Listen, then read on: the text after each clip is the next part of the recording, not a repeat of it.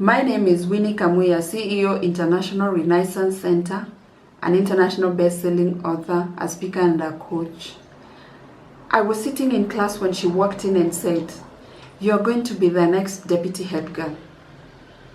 I heard those words as if they came from another planet, and I looked at the teacher, and she was very serious when she said these words to me. And I looked at my friend and I wondered, was that for me? Am I ready for this? Why did they pick on me? And I could not have an answer to all these questions. And I looked back at the teacher and I said, I'm not ready for such a position, and I don't think I'll be able to stand in front of the students and address them. She said to me, I think you are giving feedback to the wrong person, because the decision has been made, and unless you go and explain to the deputy headmaster why you will not be the deputy head girl, there's nothing we can do at this point. The appointment has been decided and it will be announced at the school assembly very soon. I panicked and I said, I'm going to sleep over it and I will go to see the deputy headmaster. Of course, knowing very well in my head that I'm not ready for the task ahead. It had been a system in our school that once you're in junior secondary, you'd be assigned such a post if they saw the leadership qualities in you. Of course, I did not see that in me. And given the fact that I'd just lost my mother a few months ago, this would never have occurred to me, that somebody had been watching. Do you know when you have those negative, limiting beliefs about yourself? And add to that, you keep on telling yourself, you're not good enough, you can't lead, people judge you, and all sorts of fears and chatters that go through your head. That is exactly what was going through my head. And I said, I have to go let them know before they announce, and I am going to be ashamed in front of anyone. So I went and saw the deputy headmaster and let him know that I did not intend to be the deputy head girl. And for some reason, they let me off the hook. Yes, and I was happy that I'd succeeded in not being the leader at that time. I did not realize that would come again in my life. I went to senior secondary, and as we were at the end of year, in our first year, because it was only for 2 years, they called us again, and I was among the people who were identified to be captains in certain areas of school. So we were supposed to assume responsibility at the end of the year. Again, I wanted to escape. I wanted to drop it. I tried to go to the teachers and explain. Our deputy head mistress was very serious. She had no space and she did not want to listen to my story. It had been decided. I had no choice. I became a captain. And for my senior school, as I was a captain, I never stood in front of students. I was always hiding myself. The negative self-chat kept on reminding me, I'm not good enough, I cannot lead, they will judge me, I will not do good. And that kept me away. For a whole year, even though I was a captain, I never stood in front of the public, and that is my fellow students and my junior students.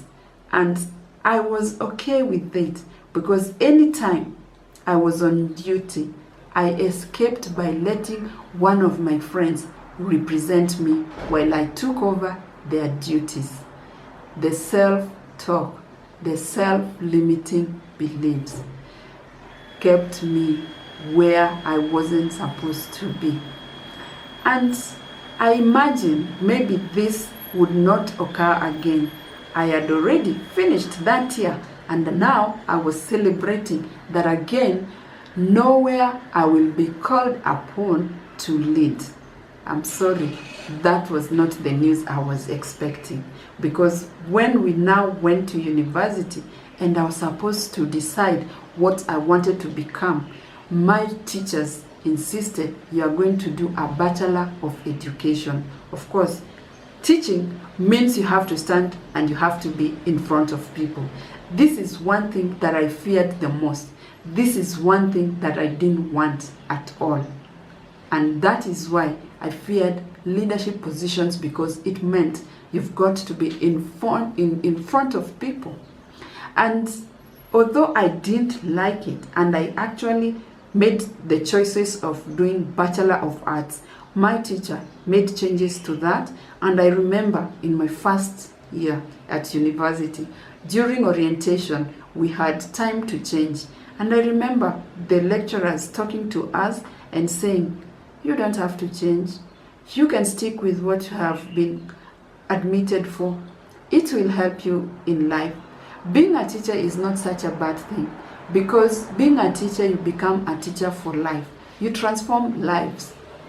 And I thought to myself, I've got one week. Maybe I can change. Maybe I don't need to be a teacher. And who says I am good? They will keep on judging me. I'm not good. I'm not ready. I can't influence anyone. I can't transform anyone.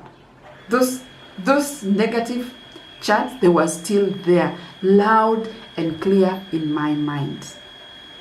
I decided I'm still going to do my Bachelor of Education, scared as I was, and I'm still going to teach, scared as I was. And I did my degree in Bachelor of Education. I remember when we were preparing for teaching practice, I was so scared to stand in front of other students and my professors so that they would judge me, because that is the one thing that I had as a fear of judgment. What will they say? Have I done well or have I done badly? And if I've done badly, will they dismiss me? Will I succeed? That was happening all this time. The professors and the students were very kind, and they gave us all feedback. Even though I chose to do my presentation almost at the last, I still got my feedback and I knew where I was supposed to improve. Did it kill me? No. Did it inform me? It did. And I said to myself, okay, now it's time to go to school. I hope that the feedback I got is going to help me. Still, I was still scared. Don't imagine that the fear had gone. It was never gone. It was still there. In a lower voice though, not as loud as it was initially. And I said to myself, okay, let me go for my teaching practice. After I'm done with teaching practice, then I can change my career. I don't have to be a teacher. I did my teaching practice. My professors came. I got a good report. And I said, whew, I'm done. Then I'm free. I thought to myself, was I free? I thought so. Because when I was supposed to go to school, I was not available for the posting. I was out of the country. I said to myself, I am lucky. I have escaped the biggest fear of my life, to be in front of people, to teach them. And I am free now. I can go do other things. Who tells you that you will escape from your fears? I'm sorry. They are there to make you who you are meant to be, because that is the reason why you are meant to be that person. You are given those fears, those insecurities, because the desire you have for who you want to become are linked to those obstacles, challenges, fears. They're linked to that. If I didn't have my fear of teaching, I would not be today teaching. If I didn't have the fear of asking myself, am I good enough? Maybe then I would not be here today. And I'm glad, because I thought I had escaped from teaching, from being in front of people, but it wasn't to be. I went again, and guess what? My first opportunity was in teaching. There, I had to exercise my teaching skills. Again, I had to stand in front of people. And this time, it was not for children as I thought. It was before adults.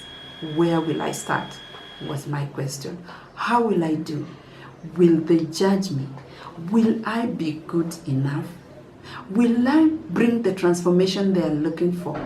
And that was the beginning of it all.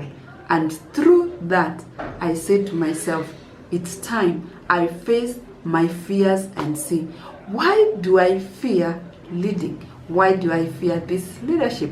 Why do I fear standing in front of people? Maybe I need to address my fear. Where does it come? If then I have to be a leader, then I have to face this fear of leading. And that began my journey. I started studying more about leadership, learning from mentors that were really doing good in the world. And I said to myself, if they are leading and they have succeeded, then there's a way I could succeed. No human has no fear. They all have fears. So what is my fear? And I guess one of it was my self-talk. You are not good enough. Another one was just telling me that I will be judged. Judgment is always there. You can't run away from judgment. I still needed to be judged, because from judgment you can get some feedback at times, and it can be helpful in your life if you have judgment, because then it tells you you are either doing something good or you are changing the world. So I knew that I was heading somewhere good, and through learning about leadership, I am now happy that I help others to face the same fears that I had when I started off. And I'm so happy that today I help people find that within themselves they are leaders that they have always wanted to be. Only they are not aware, and they can actually work on it and become leaders they have always wanted to be. So if you think that you can lead, and if you think that actually there's something hindering you, it's time to revisit your fears. And maybe when you revisit your fears, you will come to an understanding that you can do better than you ever thought. And that is why I came up with the challenge, 7 days Unleash the Leader Within, to help you find out more about yourself so that you can be able to unleash the leader within. Because everyone is a leader. But when do you discover you're a leader? You need to know something about yourself. So in the 7 days Unleash the Leader Within, I bring self-awareness to the front. I bring your fears, your mindsets. I also bring your self-limiting beliefs, so that we can ask each belief what it is, why you think it's true. And through that, we can be able to address the leader that you have always been. Through the challenge, also, we look at the challenges you've faced, the obstacles that you have been able to overcome. We also look at other things like how do you reinvent yourself, because one of the things is that you will find that through your challenges, there are certain things that have come up in your life. How do you take that? And how do you ensure that those challenges help you become a better person? And if you become a better person, which I believe you will, because you will find that you have not fully unleashed your potential. My question is, will you become a mentor to others? Will you inspire others? Because your purpose is never complete unless you have inspired the world. I would love to have you go through the 7 days challenge, because I know in less than 7 days you will discover the person you've never known yourself to be. And with that, click below and get instant access, which will help you to become the leader you've always wanted yourself to be. I look forward to being and seeing you soon.